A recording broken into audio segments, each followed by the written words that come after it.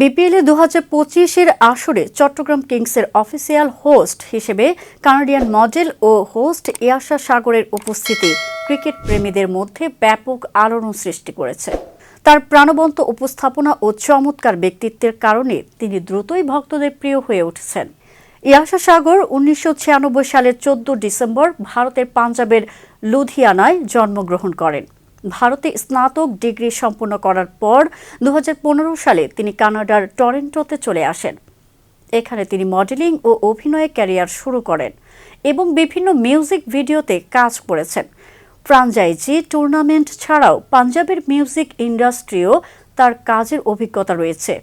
BPL 2025-এর আসরে Chittagong Kings তাকে official host হিসেবে নিয়োগ দেয়, যা ফ্রাঞ্চাইজির নতুনত্বের প্রতিফলন।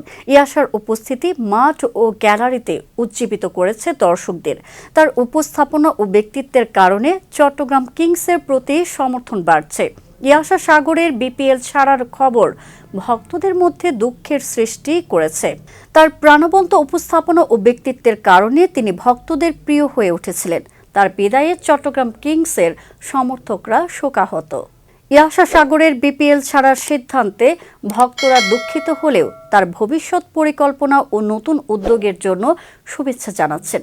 তার আগামীর পথ চলা সফল ও আনন্দময় হোক, এই কামনা করছে তার ভক্তরা।